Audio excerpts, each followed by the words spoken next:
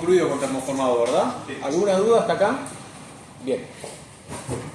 Bueno, el proceso ya lo habíamos visto, normas y tipologías también habíamos visto, y habíamos visto un poquito de lo que era el proceso de extrusión. Muy en primera instancia cuando veíamos lo de extrusión soplado. ¿Y por qué decía que era un proceso combinado? Porque yo la preforma la necesitaba extrudada. Ahora vamos a ver bien ese primer proceso del cual hablamos. Se utiliza para transformar un polímero mediante la acción de calor y la presión en un semiterminado de forma continua. Las bases, no sé si se acuerdan del cuatrimestre pasado, son muy similares, pero muy similares a la de la extrusión del aluminio, por ejemplo. ¿En qué me refiero que son muy similares? No en la tecnología en sí, no en la forma productiva, sino en el producto, por ejemplo, que vamos a obtener, en la tipología de producto, que son semi-elaborados, de longitud continua, multiplicidad de formas. Vamos a obtener siempre, por lo general, un perfil, un caño hueco, una lámina, muchas veces, ¿sí? La máquina que realiza este trabajo se denomina extrusor.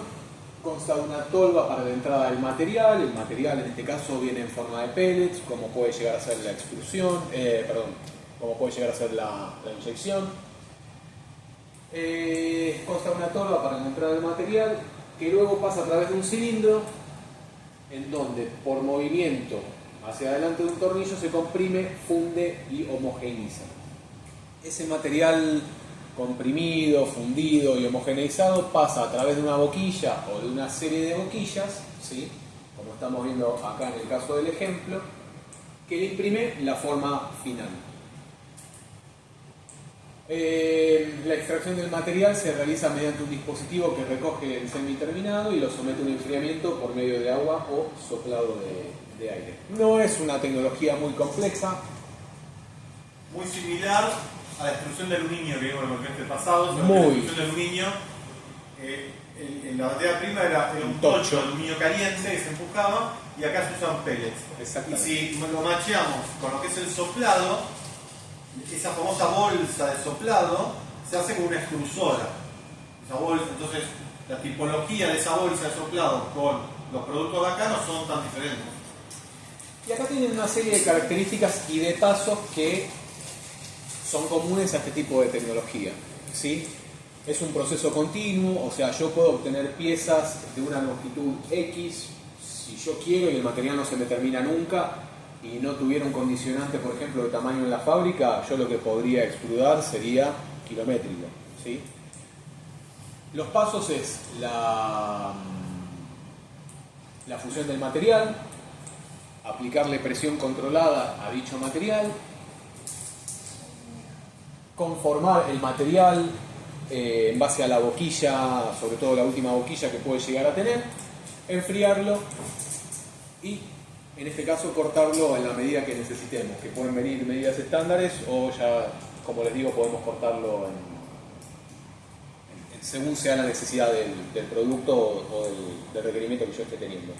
Es muy versátil, puedo lograr multiplicidad de formas. Ahora vamos a ver un poquito qué tipo de tipología puede llegar a tener y qué tipo de normas. Es muy comúnmente utilizado en lo que es la generación de perfiles, láminas, perfiles huecos, filamentos, ¿sí? Como por ejemplo los filamentos de las impresoras 3D, bueno, extrusión. Recubrimientos para alambre o para cable, que también se usa mucho, es la tecnología por excelencia para el recubrimiento de alambre. Y puede llegar a existir también la tipología de coextrusión, que ahora vamos a ir viendo. Esto me va a ofrecer un resultado de infinita variedad de productos. ¿Cuántos productos puedo tener? Depende de la cantidad de boquillas que pueda existir en el mercado. Y el diseño acá es inacabable. O sea, puedo generar cualquier tipo de diseño, siempre y cuando se contemple que va a ser tipo perfilería, ¿sí? La extrusión. Acuérdense, forma continua, versatilidad de materiales. Acá hablamos un poquito de cuáles son los más comúnmente utilizados, como por ejemplo el polietileno, el polipropileno, el PVC es muy bueno para este tipo de tecnología. El acabado es uniforme, tiende a tener acabados muy buenos. Los cable canal, ¿vieron los de piso? los que se usan para cubrir canales, para cubrir cables cuando están en el piso, se utilizan con esta tecnología. Este es un ejemplo. Un montón de perfilería, como son los marcos de las ventanas que son de PVC, también están extrudados. Fíjate que la tipología de producto es muy parecida a la del aluminio. La tipología, podríamos decir que es la misma, de hecho. Y el diseño, por supuesto, es personalizable según la necesidad, según el tipo de requerimiento que nosotros tengamos y según el producto que nosotros estemos buscando. No hay mucha más ciencia con respecto... Admite elastómeros. Ajá. Eso es importante. Es decir, por ejemplo, las mangueras para regar, que están hechas con elastómero, están hechas con extrusión. ¿Los burletes también? Los burletes también están extrudados. Todo lo que sea continuo, una manguera, un burlete, una cinta de goma, todo está extrudado. Láminas, ahora más adelante. Porque esto es un proceso al igual que el aluminio. Yo empiezo a extrudar, hasta que no corto puedo hacer 1 kilómetro, puedo hacer un producto de 1 kilómetro, total sigue saliendo. Exactamente. ¿Estamos hasta acá? Bien. Este es el esquema de lo que es la extrusora, ¿sí? O el extrusor. Es parecido al de lo que va a ser el esquema de fabricación o el esquema de una máquina inyectora. Tenemos la tolva donde cargamos el material.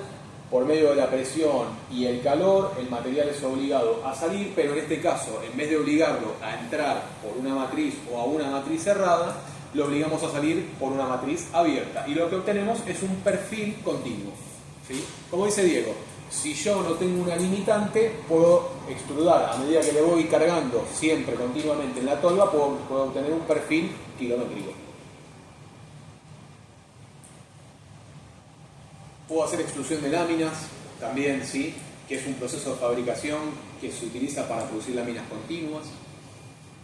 Las planchas de plástico están extrudadas. Este método es fundamental para la creación de productos plásticos con un perfil transversal fijo y se caracteriza por una gran eficacia y adaptabilidad. Todo lo que sean planchas, láminas de plástico, como bien dice Diego, están hechos con este proceso. Por ejemplo, láminas de plástico extruidas se usan como base para el termoformado y acá parte lo que veíamos en el otro teórico de los preelaborados, ¿sí? Muchas veces esto no se utiliza como producto en sí, sino que es la materia prima para la nueva fabricación del producto, ¿sí? Y uno de los más usados, que es la extrusión para recubrimientos de cables, o sea, para la vaina externa de los cablecitos, ¿sí?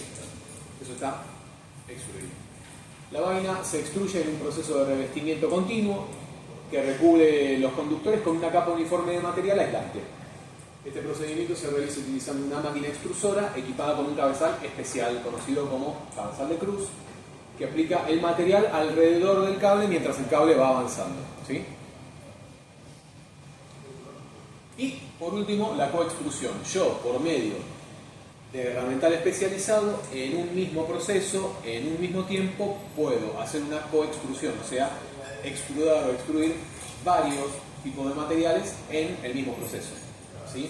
Tengo el primero la capa externa, el segundo una capa interna y el tercero una capa más interna todavía. Un dato de color. Extrudado es el proceso. Extruido es el producto que sufrió ese proceso. Por ejemplo, lo correcto sería decir, es un caño extruido. Extruido. Perdón, estoy disléxico. Extruido. Extrudado es el proceso de extrudar. Nada. No, viene bien porque yo sin querer los mezclo también a veces. Nada, no pasa nada. Con este proceso se pueden fabricar productos que contengan varias capas en sus estructuras de pared, ¿sí? ¿Para qué lo voy a necesitar? Bueno, en este caso es un caño, evidentemente está utilizando distintos tipos de polímeros.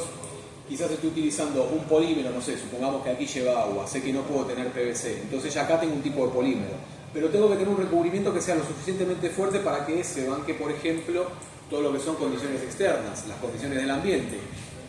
Acá es un ejemplo perfecto para la coextrusión. Tengo algo que tiene que estar en contacto con un producto que va a estar directamente vinculado a la ingesta, necesito que, por ejemplo, no tenga ningún contaminante, que no tenga migración, etcétera, etcétera. Por el contrario, necesito generar dureza, durabilidad, resistencia a corrosión, a materiales externos. Entonces, la coextrusión es específica para este tipo de necesidades. Por supuesto, estamos hablando de siempre que son elementos continuos, ¿sí? algo habíamos hablado, parecido un poquito a lo que es el soplado, al menos en lo que es tipología. El rotomoldeo es un proceso en donde por medio de un molde metálico cerrado, ¿sí?, introducimos la carga del material, introducimos el polímero. Ese molde cerrado, que por lo general es un volumen bastante considerable, ¿sí? Acuérdense que el rotomoldeo por lo general siempre lo trabajamos en piezas que van a tener un tamaño considerable. Tamaño considerable me refiero, estamos hablando de por lo menos un promedio más o menos el tamaño como esta silla. Piezas un poquito más chiquitos podemos llegar a considerar, pero es para piezas grandes. Es un proceso que permite... es un molde calentado en un horno, llevándose el material hasta su punto de fusión, y por rotación el material va cubriendo las paredes internas de ese molde. O sea, es un molde que está continuamente girando, está continuamente calentándose, y el material, a medida que se va fundiendo, que se va calentando, se va adhiriendo a las paredes internas de ese molde o de esas matrices, ¿sí? ¿Qué ventajas tiene esto? Series de fabricación muy flexibles, no tiene tiradas tan altas como por ejemplo puede llegar a tener una inyección, pero permite piezas de un tamaño extremadamente considerables. Es una herramienta de un costo relativamente bajo y posibilidad de fabricar piezas de tamaños muy variados. Pero por lo general la tipología de producto, acuérdense, siempre tiende a ser de productos de tamaño considerable. Hay un ejemplo acá más adelante, y el ejemplo más típico son los tanques rotomoldeados. ¿Cuál me decías, perdón? Los baños químicos también, ¿no? O el soplado. ¿Los baños químicos? ¿Sabes que no lo sé? Buena pregunta. Yo siempre pensé que... No lo sé nunca, la verdad no me lo puse a hace un analizar. poco ruido de que... Todo junto, cuadrado. todo junto. Claro. Sí. Sí, no, tienen más tirando a arista viva que... No, tampoco. Me da no sé por qué. No lo analicé, la verdad. Sí, Yo porque puede ser, es puede ser porque, por ejemplo, la puerta, ahora estoy pensando, está cortada por un pulper. La entrada Puede ser una combinación de procesos. puede ser, sí. Es una buena pregunta. Yo que no puedo dormir a la noche, seguramente después lo tengo que buscar. Nadie se está observando un baño químico. No, claro, exactamente. Hola, Botasi, esto es igual, ¿no? Si te llevo un mensaje a las 3 de la mañana, soy yo, no casi. Polímeros aptos. Polietileno de baja densidad, LDPE, ¿sí? Vinílicos y cauchos. O sea, fíjense cómo a la par estamos trabajando en principio con tecnologías que son aplicables a los termoplásticos, por norma general, pero además estamos contemplando algunos procesos que contemplan a los elastómeros, ¿sí? ¿Algo que me estoy olvidando? No, son productos que suelen ser que el costo de un producto termoformado suele estar en el tiempo que lleva elaborarlo, porque ese gráfico que hay que sube Leo, la matriz gira lentamente.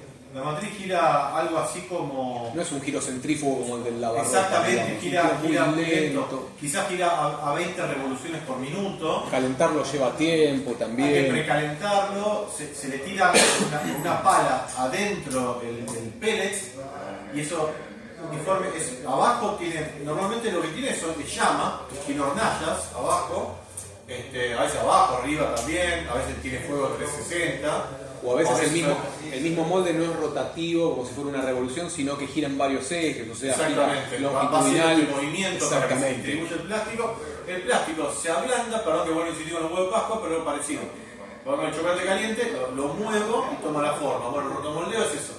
Va girando, Yo lo se va cargo, calentando, después sí. apago el fuego, se enfría con mangueras, con agua, para que el plástico rápidamente se endurezca y no se deforme ahí adentro. Ya una vez que se enfrió, ya está. Y eso se abre, el molde se abre en dos partes y se saca. Los tanques de agua son caros porque lleva mucho tiempo hacerlo y por el transporte. Porque en un camión entran poca cantidad de... Entonces ahí tengo costo. Y fíjense que algunos dicen tricapa, bicapa, eso es porque realmente es así.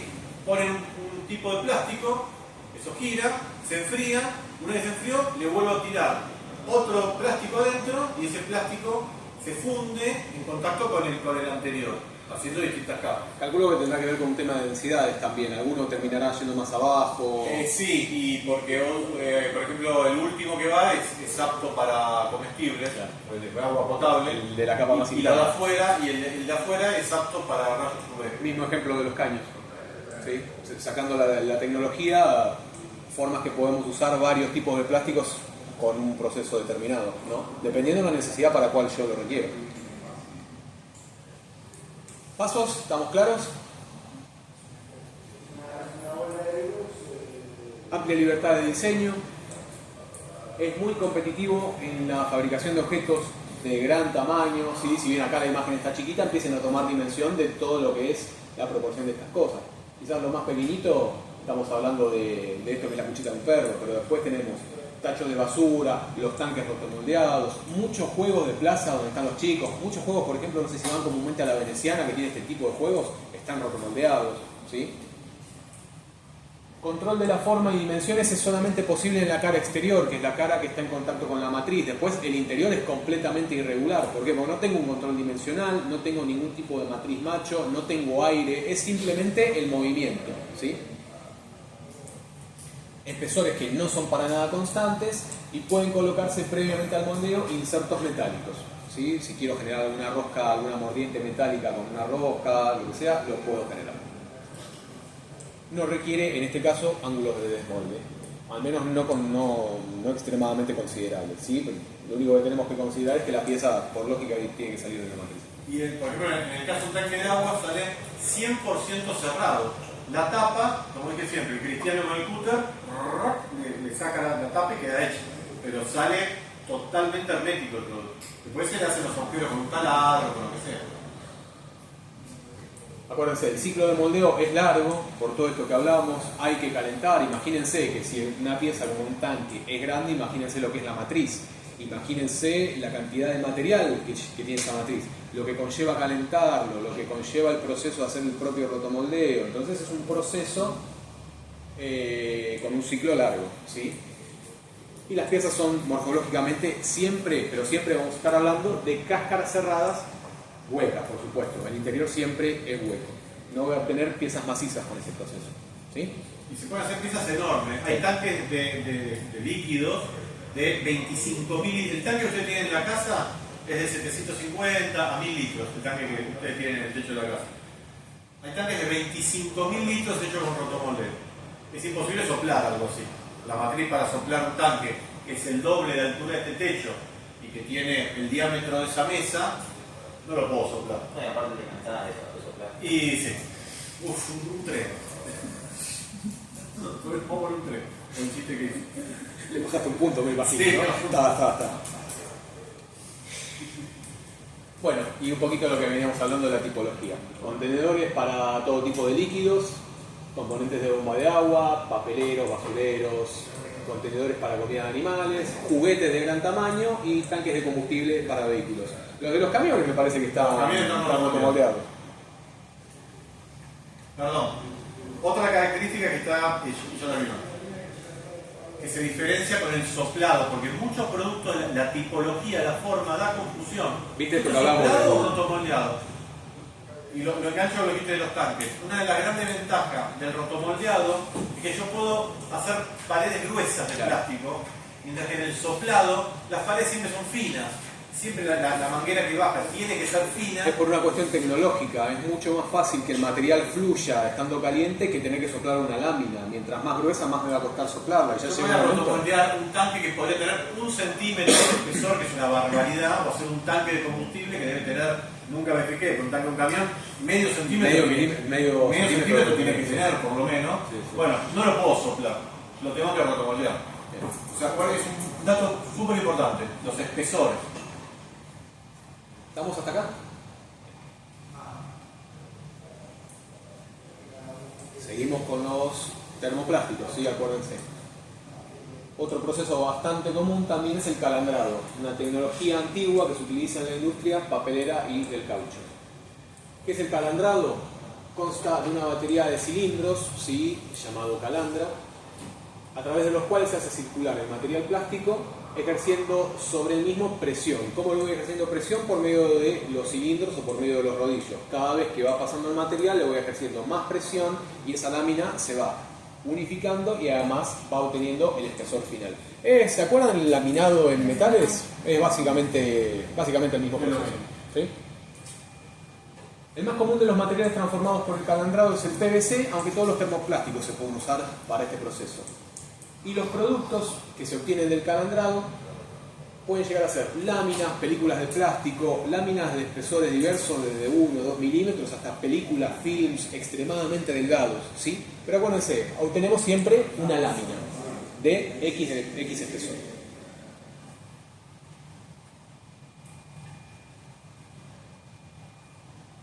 Este es un esquema productivo, ¿sí?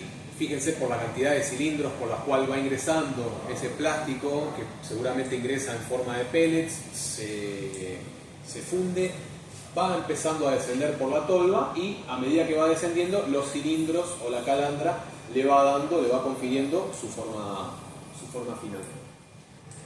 Conforma láminas de espesor constante que pueden y generalmente se utilizan también como preelaborado en otros procesos, ¿sí?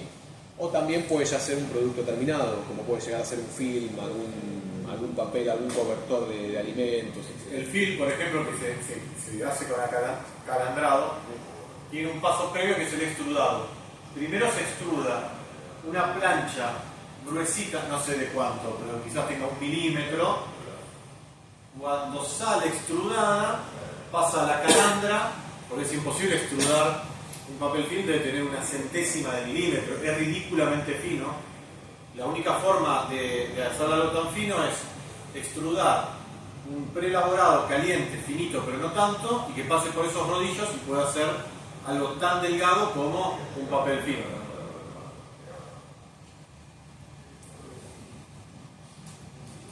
Después, ¿qué más? Acá tenemos información importante. El calandrado se puede dividir en 4 etapas: la alimentación, ¿sí? El ingreso del material, el calandrado propiamente dicho, calibración final y el enfriamiento, corte y bobinado. Básicamente son los cuatro procesos. ¿Alguna consulta hasta ahora? Por inmersión lo van a ver comúnmente en lo que son los recubrimientos de algunas herramientas. Puede haber productos conformados por medio de la inmersión, son más raros. Por lo general, acuérdense que son productos de recubrimiento.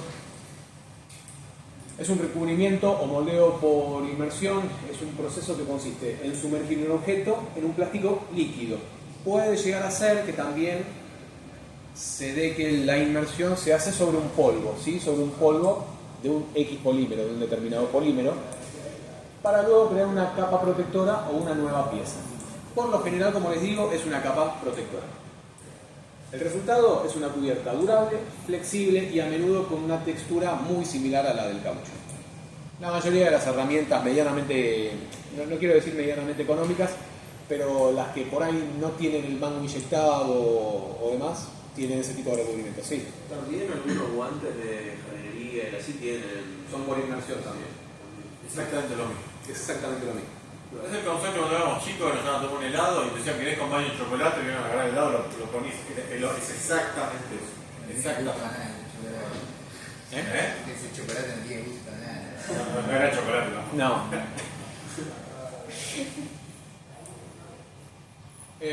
Puede ser por recubrimiento, un proceso utilizado para aplicar una capa de plástico sobre un producto ya existente, como es la imagen de ejemplo, o puede ser por moldeo también, o puedo obtener productos de moldeo. En este caso, la inmersión se usa para crear un nuevo producto, ¿sí? A base de esa inmersión. El más común es el de recubrimiento. Y los materiales que voy a utilizar generalmente en este caso son el PVC y el polietileno. ¿Cómo es el proceso? Tengo un molde o tengo una herramienta, lo sumerjo ¿sí? En el polímero líquido. Una vez que está esa herramienta o que está ese molde o esa pieza que yo tengo que generar recubrimiento completamente inmersa en el polímero líquido, lo extraigo, genero un proceso de enfriamiento y una vez obtenido ya el enfriamiento, puedo desmoldarlo si es que necesito o puede quedar ya adherido directamente a la pieza en sí misma. ¿Sí?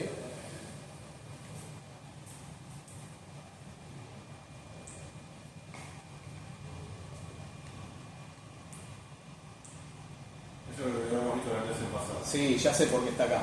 Iba a poner un resumen de cada uno de los procesos y me lo dejé a modo de ejemplo para no olvidarme y me olvidé.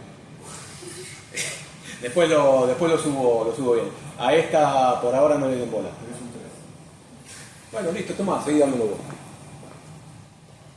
Con esto terminamos con todos los procesos de los termostables, ¿sí? De los termoplásticos. No, ya estoy quemado. Vamos que falta poco, compañero. Cortito, ¿no? Sí, el otro ya es más cortito. Con esto terminamos con todos los procesos de los termoplásticos, ¿sí? ¿Alguna duda, alguna consulta, algo que haya quedado dando vuelta, algo que me haya olvidado, que puede ser? Vamos a ver. ¿Seguimos? Termoestables, ya está, con esto ya es lo último. Tenemos varios procesos igual para los termoestables, pero no son tan complejos como pueden llegar a ser los primeros que vimos con los termoplásticos, ¿sí? Vamos a arrancar con el primero, con el quizás más común en algún momento, que es el de transferencia.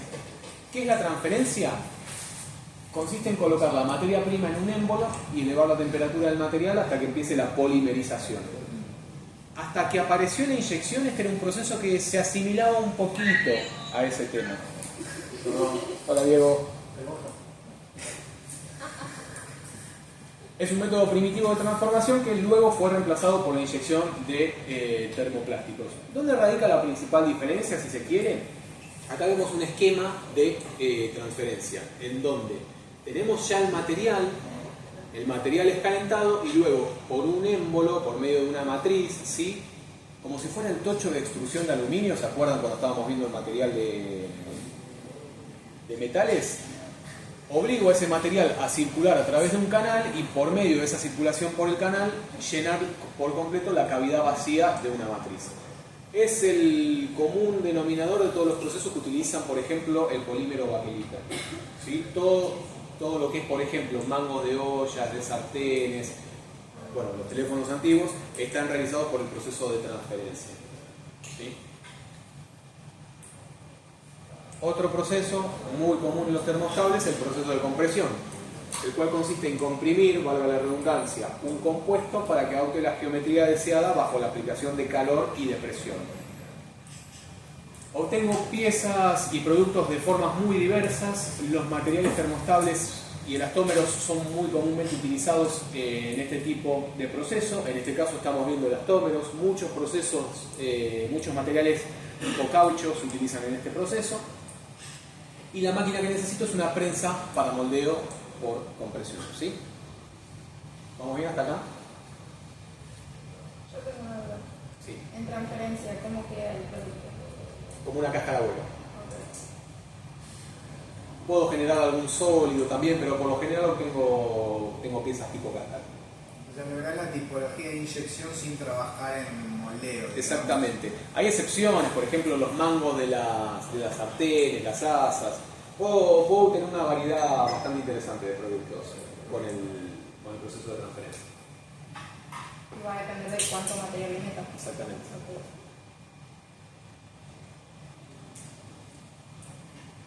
Vamos a hablar un poco de resinas. Existen son 6 resinas que son comúnmente las más utilizadas. La resina poliéster, la resina epoxi, resinas fenólicas, siliconadas, melamínicas y las uránicas. Un dato, chicos. Entra todo en el parcial, esto se toma o se toma. Resina, anótenlo. Poliéster es un compuesto orgánico no saturado que encierra varios grupos ésteres y que pueden polimerizar con otros monómeros no saturados, originando una estructura molecular tridimensional. Es una definición recontra de diccionario, ¿sí? No va a haber otra que este cuadrito agarrarlo y leerlo varias veces. La resina epoxi se produce por la reacción de un fenol que da origen a una cadena lineal muy estable dimensionalmente. Fenólica se forma con la condensación de fenol con formaldehído, necesita presiones, o sea, estamos hablando que necesita alta presión como para terminar de conformarse y de moldearse, Y luego toma una gran resistencia mecánica. Es muy resistente, por ejemplo, al calor y a la llama. Las siliconadas, por el contrario, son semiorgánicos constituidas por largas cadenas de átomos de silicio y oxígeno, de gran resistencia química y de muy buena estabilidad térmica. Muchas resinas son, de las que son siliconadas, parecieran como, terminan siendo como un caucho, como Parecido a un caucho. parecido a un caucho, tienen muy buenas propiedades elásticas, ¿sí? Las melamínicas son la reacción entre la melamina con formaldehído, de gran estabilidad dimensional y gran resistencia al calor, ¿sí? Le da una muy buena rigidez dieléctrica, o sea, son muy buenas para usarse con productos que tienen que estar en contacto con electricidad, por ejemplo. Y por último, las furánicas, polímeros formados por condensación de alcohol furfurílico, resistente al roce y a los productos químicos. Eso Como ven, no se la vamos a tomar nosotros. como ven, en realidad por ahí lo que les va a quedar más a ustedes, más que hablar un poco de con qué está formada, de qué combinación química tienen, es la característica que hace a la resina. No les vamos a preguntar a ver si encierra varios grupos ésteres, no, es la característica que remite a cada resina. Y se los hemos estudiado realmente porque ustedes como diseñadores dentro del ámbito AMBA, es decir, en pymes, se trabaja muchísimo con resinas. Las resinas se usan mucho, entonces mínimo, como dice Leo, no le vamos a preguntar la nomenclatura química, pero conozcan el nombre de las principales y algún dato que, bueno, sirve para esto. Sobre todo la epoxi, la poliéster, la fenólica, que se usan un montón en lo que es industria, ¿sí? Otro proceso de los termostables, el proceso por colada. Se utiliza mayormente para lo que es el tema de las resinas, por eso estaba la filmina anterior también, el tema de las resinas. Es un procedimiento bastante sencillo. ¿Vieron como la colada o como es la fundición? Bueno, lo mismo. Tengo un molde abierto en donde yo tengo la resina en forma líquida, la abierto y por medio de un proceso de acción catalítica, ¿sí? O sea, necesito algo que le dé reacción a la resina, va endureciendo y obtengo un producto, ¿sí? Es uno de los procedimientos más sencillos y económicos, puede llegar a tener características artesanales, digo puede porque es un proceso que también es industrializable. Se diferencia de otros métodos de moldeo en que no involucra la acción de presión, acá simplemente por gravedad la resina se vierte en esa cavidad abierta, dejo que frague y una vez endurecida obtengo la pieza, obtengo el producto. El procedimiento consiste en verter el material plástico en estado fluido en moldes huecos, bueno, eso ya lo había dicho. Y lo que queda es el proceso de curado, o sea, el proceso de solidificación de la pieza, ¿sí? Solidificación se produce básicamente por tratamientos que varían según el material, puede ser por aplicación de calor a temperatura ambiente o por medio del agregado de un tercer elemento como puede llegar a ser un catalizador. Estamos hablando siempre de procesos que son termoestables, ¿sí? O sea, que son procesos químicos que son irreversibles. Yo necesito de la acción de algo, de un tercer elemento que me permita generar la solidez del polímero con el que estoy trabajando, ¿sí? Y acuérdense que una vez esto que esté fraguado, solidificado, etcétera, etcétera, no puedo volver atrás, ¿sí? Es un plástico que no lo puedo volver a transformar. Tenemos el laminado, consiste en la superposición de capas de papel, tela o cualquier otro material, pueden ser capas muy finas de madera también, impregnadas en resina y su posterior unión mediante calor y o presión o mediante un proceso químico catalítico. ¿Qué puedo obtener como resultado?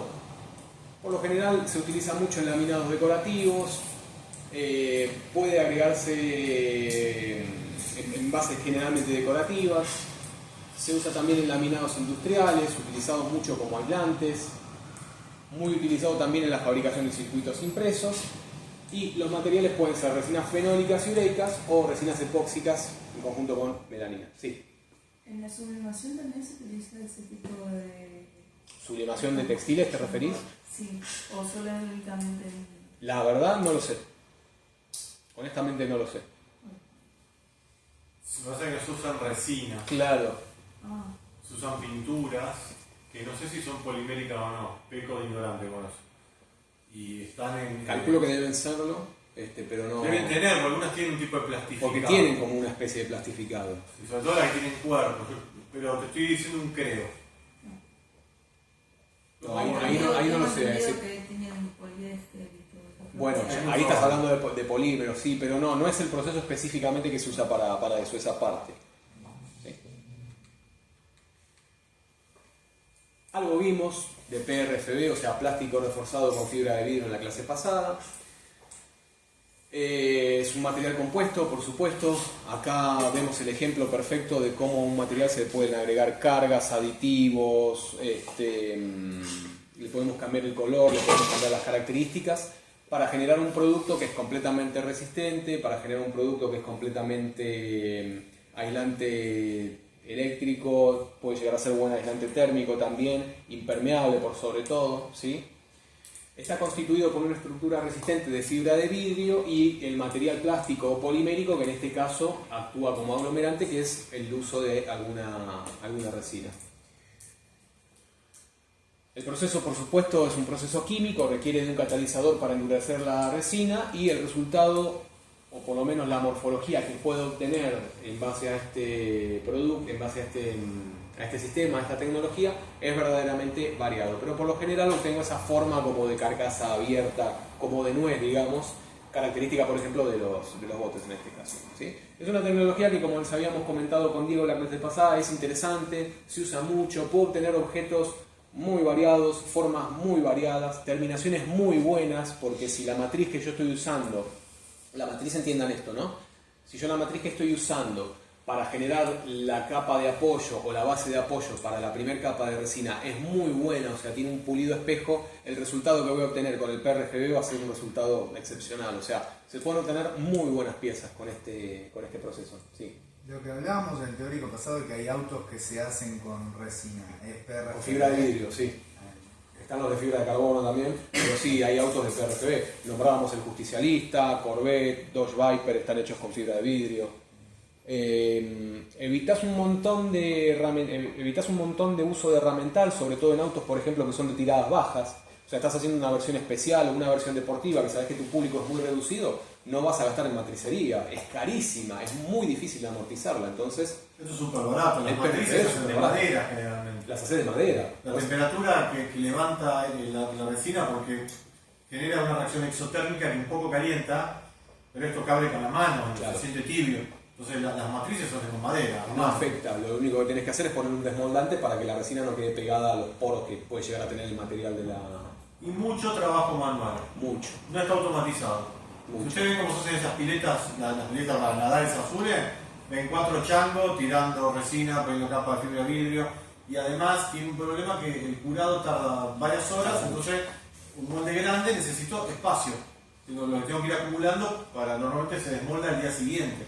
Sí, sí, es que no tengo que seguir agregando capa tras capa tras capa, o sea, es un proceso largo, pero bueno, tiene muchas ventajas porque el herramental es económico. Si puedo, lo puedo llegar a industrializar un poquito, hay algunos procesos como de vacío que pueden llegar a facilitarme un poco el laburo, se usa mucho más con fibra de carbono, pero se puede llegar a industrializar apenas, pero es un proceso muy manual, es casi artesanal este proceso. Después depende del producto también, si, qué sé yo, en el caso de los autos, por ejemplo, tiene un accidente, es recontra complicado repararlo, la fibra de vidrio. Tiene que ser alguien que conozca cómo se trabaja, así que... pero bueno, nada, es un material que está muy interesante y, repito, se usa mucho en industria. Las matrices, como dice Diego, pueden ser de madera, pueden ser de yeso, pueden ser del mismo, incluso pueden ser de PRFB, pueden ser de acero, pero la gracia de esto es que sean matrices económicas, ¿sí? El refuerzo de fibra de vidrio provee al compuesto de resistencia mecánica, estabilidad dimensional y resistencia al calor. ¿Sí? Es lo que decíamos, la resina se torna extremadamente dura, lo extremadamente duro es quebradizo. Al poner la fibra, lo que estoy logrando es una armonía entre lo rígido y lo elástico, digamos. Entonces logro un producto con una estabilidad dimensional impresionante, con una versatilidad impresionante y con una agilidad impresionante. Son productos que realmente son muy livianos los que están hechos con fibra de vidrio. Muy rígidos. Y se quiebra muy fácil. Y en contraposición la resina aporta resistencia química y comportamiento a la intemperie, ¿sí? O sea, es muy resistente a los elementos. Piensen que se usan en los cascos de algunos barcos o de algunas embarcaciones, mismo en lo que es carrocerías de vehículos, las piletas, imagínense toda la carga que está soportando eso, todo lo que son los elementos naturales a los que están expuestos, y se lo banca, verdaderamente se lo banca. Es una muy buena tecnología. Y ya empezamos a ver otros procesos que son los más conocidos como los celulares y los espumados, ¿sí? Que son materiales compuestos por plástico y aire, básicamente los que conforman a los espumados. Materiales más utilizados: poliestireno expandido, poliestireno espumado, poliuretanos, ¿sí? Algunos polietilenos, y el PVC también es bastante utilizado. El espumado lo logro con la ayuda de una sustancia gasificadora, que esta sustancia se descompone al calentarse dentro del material, despidiendo gas, y eso va formando como pequeñas cavidades dentro de lo que es el proceso de polimerización del plástico, y una vez que ese gas es evacuado, me queda un polímero conformado en base a la forma de la matriz con un interior hueco, ¿sí? Lo que le da esa textura como de espuma.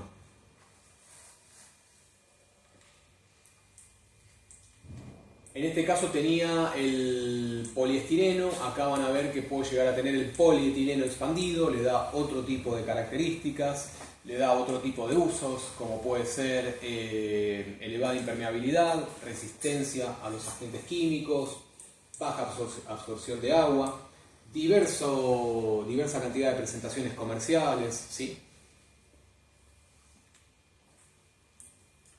Poliuretano espumado, se usa mucho como recubrimiento, como aislante, tanto térmico, algunos pueden llegar a ser hasta eléctricos también incluso. Muy buen aislante acústico, ¿sí?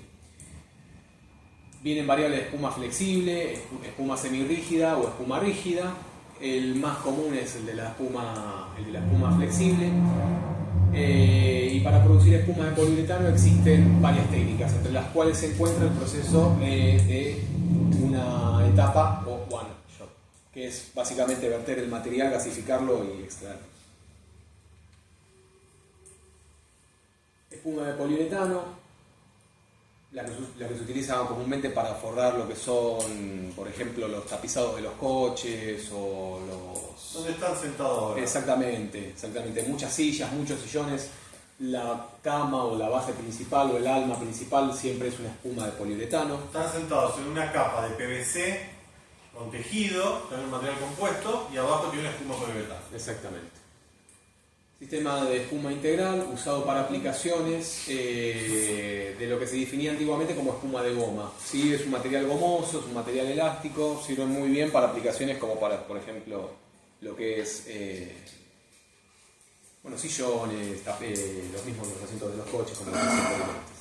Tiene muy buenas propiedades de amortiguación, muy buena elasticidad, gran posibilidad de libertad de diseño, también depende un poco de la matriz en la que lo estoy utilizando, y permeabilidad al aire. Un aplauso. Lo has dado todo. Y a la noche te vas a dar de vuelta. Ah, qué lindo.